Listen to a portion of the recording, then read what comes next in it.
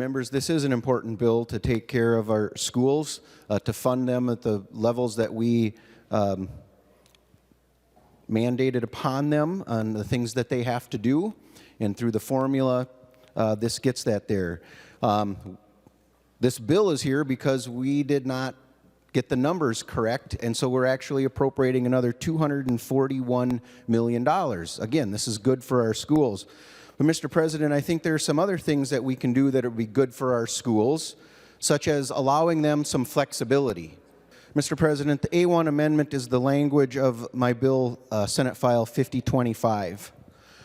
What this would do for our schools is, when we look at everything that was put in front of them through last year's legislation, so many of them are overwhelmed by all of the things they have to do, from curriculum standards to disciplinary standards.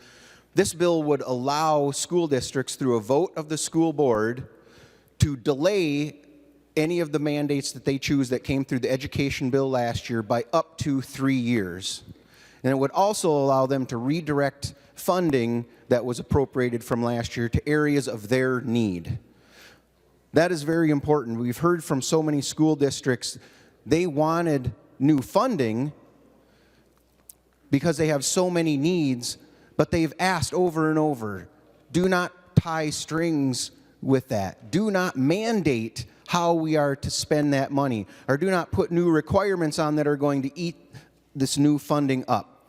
This bill does not repeal any of the mandates or any of the provisions that were passed last year, but it gives our school districts that ability to delay the ones that they, on the public record, vote to delay, so that they have the time to implement them in the best way possible, in the correct way.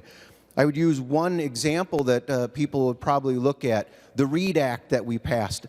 Every school district that I have spoken to is so happy that we have done that, and it is very good. Their concern is the time frame in which they've been given to get all the training done.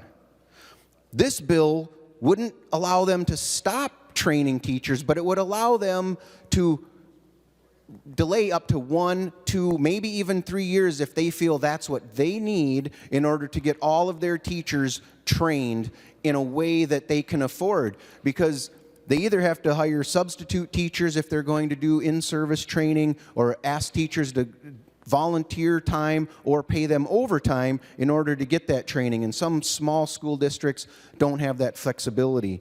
We also know that many small school districts just don't have the administration staff to understand everything that has come at them from last year, and they don't have the time to implement all of those new things. This allows them to find, here, we can do this, but let's delay these other things so that we can address them next year, the year after. Again, not asking to repeal anything that we did last year, just giving our schools flexibility to say, we can't make this one happen in the time frame that's been given to us. Let's delay it and give ourselves another year, 2, or 3 to make it happen. Thank you, Mr. President.